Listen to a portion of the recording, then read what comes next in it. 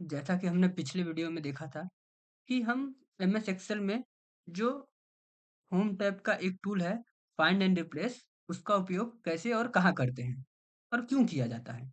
वैसे ही आज हम होम टैब के एक नए टूल के बारे में जानेंगे जिसका नाम है सॉर्ट एंड फिल्टर। मतलब नाम से ही नाम से ही जैसा कि सुनाई दे रहा है सॉर्ट मतलब कि सॉर्ट करना उसको और फिल्टर मतलब कि उसमें कुछ छाँट के निकालना। फ़िल्टर का अर्थ साधारण से भाषा में फ़िल्टर का अर्थ क्या होता है? उसमें छाँटना, फ़िल्टर करना, मतलब कि वो अलग-अलग करना, ठीक? तो यही टूल तो आज हम जानेंगे कि हम इनका उपयोग क्यों और कैसे कहाँ करते हैं। तो जैसा कि हमारे होम टैब में फाइंड एंड रिप्लेस के बगल में ही दिया हुआ है सॉर्ट एंड फ़िल्टर ऑप्शन, ठीक है? तो अब ये सॉर्ट एंड फ़िल्टर ऑप्शन का उपयोग हम करते कहाँ हैं और क्यों करते हैं? तो जैसे हमारे पास एक बड़ी मात्रा में डाटा होता है, जैसा कि मैंने बताया था कि हमारे पास बहुत सारे बड़ी मात्रा में डाटा है। हम उन डाटा को चाहते हैं, वो डाटा ज़रूरी नहीं है कि हमारे पास जो डाटा है वो व्यवस्थित हो, ठीक है?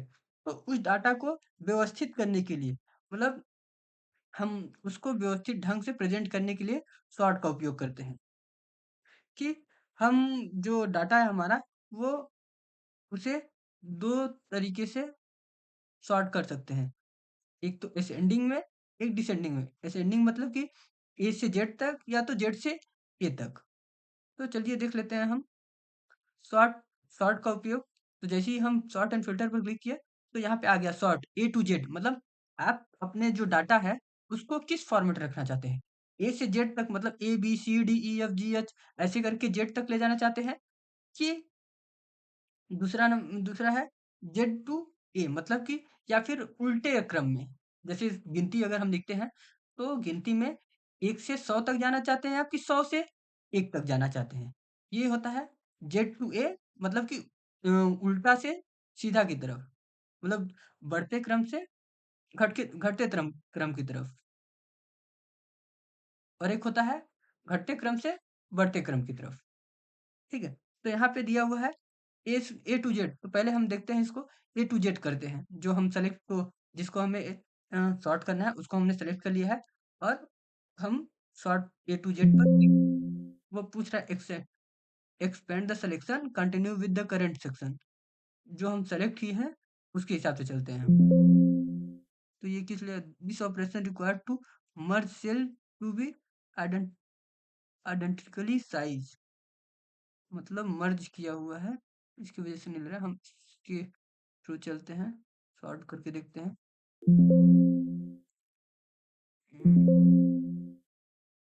नहीं ले रहा ये मर्ज होने की वजह से शायद नहीं ले रहा है। कंटिन्यू करंट सेक्शन में तो भी नहीं ले रहा है।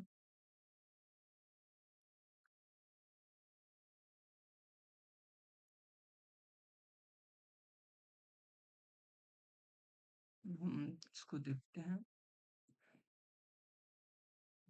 मर्ज तो नहीं है फिर क्यों नहीं ले रहा है।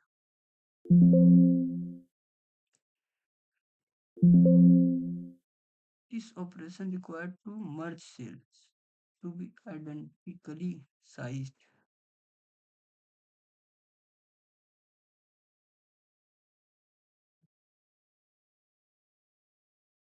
Merge cells. अच्छा यहाँ से सॉर्ट कर रहा है। अच्छा हाँ अच्छा ये जो हम चेंज किए हैं उसके हिसाब से दे रहा है कि आप किस वे में करना चाहते हैं आप। ये लग गया हमारा शॉर्ट्स।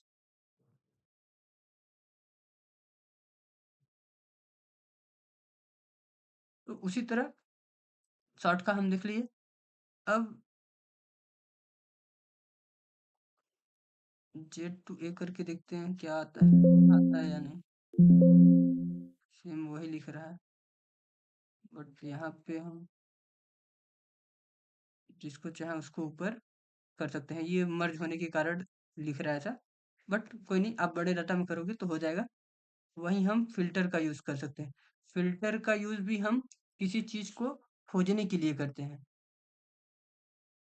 अगर हमें कोई डाटा चाहिए, तो हम उसे उसे सर्च करने के लिए फ़िल्टर का यूज़ करते हैं। जैसे हम इस रो में फ़िल्टर का यूज़ करते हैं यहाँ पे।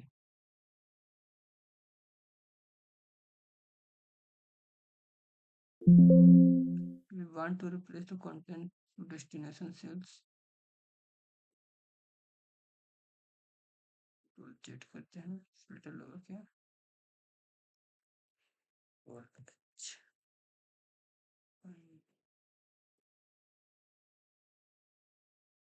लग तो गया।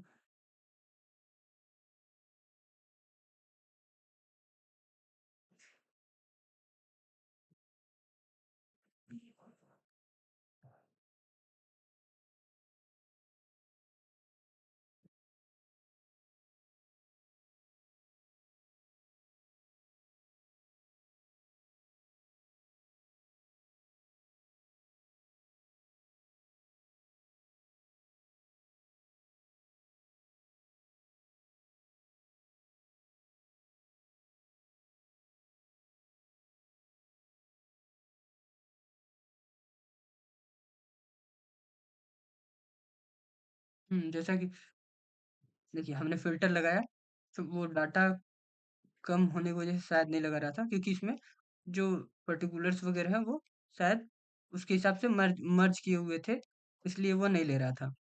ठीक है? तो यहाँ पे देखिए जैसे कि लग रहा है सिर्फ फ़िल्टर का यूज़ हम यहाँ पे लग गया, तो इसमें से हम फ़िल्टर का यूज़ हम अपने इच्छा अनुसार किसी भी प्रोडक्ट को छाँटने के लिए करते हैं। तो जैसा कि यहाँ पे हमने पर्टिकुलर में लगाया तो यहाँ पे हमारे पास ऑप्शन आ रहा है इतने सारे कि हम किसका रेट या किसको देखना चाहते हैं। तो जैसे ही मैं अगर सेलेक्ट ऑल है हमारा, सेलेक्ट ऑल को हटा देते हैं और जिसका देखना है हमें कि उसमें कितना क्वांटिटी है, कौन-सा है, तो उसको एक को सेलेक्ट करेंगे तो सिर्फ़ वो एक आ जाएगा, बाकी सारे हट जाएँगे और उसका ही डाटा सिर्फ़ हमें दिखेगा। तो इस तरह से हम इसका फ़िल्टर का यूज़ करके अपने डाटा को फ़िल्टर कर सकते हैं। फिर वापस से सेलेक्ट ऑल कर देंगे, फिर वापस कर देंगे तो फिर से वही आ जाएगा। वो चाहे आप नाम के हिसाब से सर्च कर सकते हैं या क्वांटिटी के हिसाब से कर सकते हैं, अमाउंट के हिसाब से कर सकते हैं। जिस हिसाब से चाहें आप, उसके हिसाब से आप अपने डाटा को फ़िल्टर कर सकते हैं। तो जैसे कि मैं ये अमाउंट के हिसाब से किया, तो 100 अमाउंट सेलेक्ट किया मैं। अब 30 का भी कर लेता हूँ, तो 100 और 30 में ये 3 क्वांटिटी हैं, 3 प्रोडक्ट है हमारे पास, 100 और 30 के रेट में। तो इस तरह से आप जैसे सेलेक्ट डाल करके मैं ओके कर देता हूँ, पुनः वापस मेरा डाटा सेम आ गया।